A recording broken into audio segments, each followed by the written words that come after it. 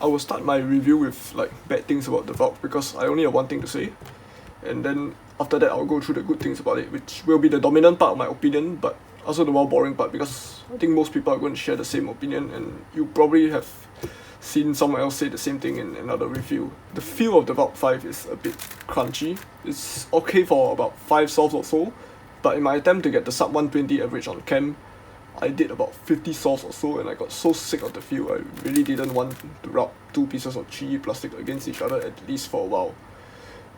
But actually, it's not really a matter of plastic. I have a theory that I'm not completely sure of, but I do have some evidence pointing at it. If you were to compare the U and the OW mechanisms, the U mechanism has an extra point that increases the contact between the first and the second layer, and this makes the outer layer slightly grindier. It's actually not that big of a difference, but this actually started to annoy me slightly when I did like quite a large number of solves. Comparing with other cubes with an OW mechanism, the OW Shi and OW Fu have like gliding smooth outer layers, and the Valk 4, if you have watched my review already, it actually has an OW mechanism and not an U mechanism, and I also didn't feel that same grindiness that I felt in the Valk 5. So if I end up buying this thing, I'll probably mod it at some point, but I think the strong magnets at this part here also has a part to play, although I do feel a slight bit of grinding around this part of the turning. So now for the good stuff about the Valk 5. So the modern day formula of making a good big cube is to make it smaller, make the outer layer bigger, and make it super light, and the Valk 5 fulfills all that. So for the size comparison, the cube is very similar to the Meilong 5x5. I don't have a Wushuang to compare it to, but it's the same dimension as the Wushuang as well. So basically the cube is 62mm with the big outer layer. Next, for the weight and the speed, the Valk 5 is definitely on the lighter side when it comes to weights. It's probably as fast and as light as the Meilong 5 if you were to put magnets inside the Meilong or dig the magnets out of the Valk, which I don't encourage you to do it, but I really do enjoy the weight and the speed of the Valk 5 a lot. And this cube allows for lighter turning and longer sessions without tiring out. For corner cutting, this cube cuts about 45 degrees forward and almost a full piece reverse. It cuts with almost the same effort as the Meilong 4, which is totally awesome, and it's likely the best corner cutting I've ever seen in a 5x5. But this comes at a slight price, which is the super flexibility. So I can really deform this cube quite a lot more compared to like other big cubes. So it may look like a disadvantage at first, but the strong magnets totally help to overcome this, and the cube still flexes a little bit more when I do some fast turning, but it's really not much at all, and it still holds together very well. The overall flexibility of this cube in the end turns out to be more of an advantage than a disadvantage. The cube is still very stable thanks to the magnets, but the turning is just more free and more fluid. Like this whole flexibility dimension is most likely due to the bigger Florian holes, which is the reason why I even chose the Wei Chuang over and Wushuang in 2016. And the Valk 5 definitely has the big Florian holes that I really enjoy. And it makes transitioning from one turn to another turn like much better than any other 5x5, and that beats my Wei Chuang as well. The magnets of the Valk 5 are quite strong, stronger than what I put in the Meilong 4, but very close in strength. And this fulfills what I like in a 4x4 more than what I would like in a big cube actually. So for 6x6 and up, centers are getting proportionally bigger as opposed to 3x3 and edges, and I would prefer to have like really stable inner layers and smoother turning.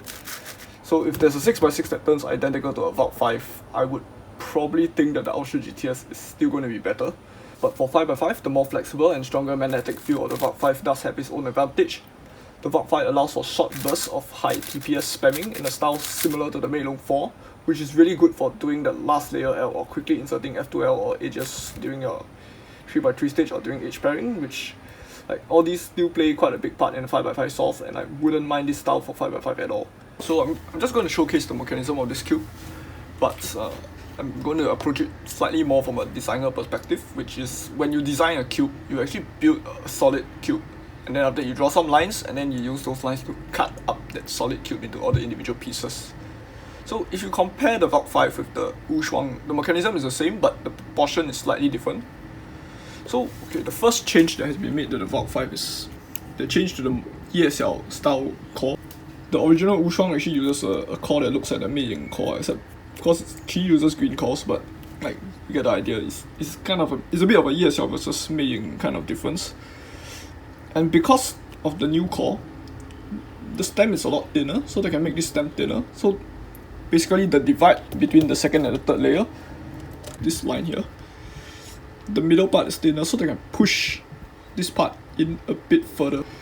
But then the Valk 5 also does something else different from the Wushuang, which is on the Wushuang there are two anchors here, and the top anchor is actually a bit bigger. On the Valk 5, like this is the Wushuang's line, and then on the Valk 5 they push it out like that. Partly why some of the Moe cubes also have a little bit more flexibility, which is they don't use such a big top anchor here. So the fact that the Valk 5 shrank it down from the Wushuang also gives it more flexibility, and they also rounded the base everywhere. Like the whole cube is just much more round than the Wushuang in general. And another thing I want to point out is you can see that this part on top here is actually flat. So if you were to line up these two pieces like that, you can actually see a small bit of empty space right here.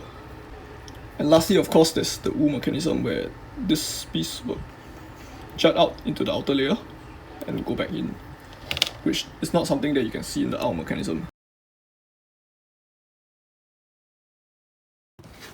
The Valk 5 is the worthy successor to my Wei Chuang, and it has taken over as my new main.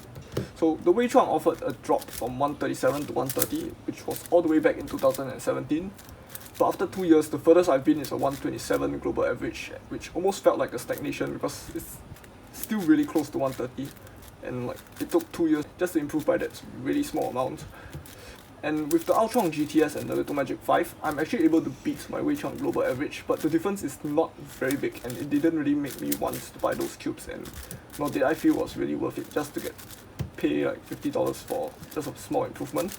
But with the Valk 5, however, I dropped all the way down to 121 or 122, which is the fastest I've ever been on a 5x5, and the global 120 feels like an achievable goal that's not too far away.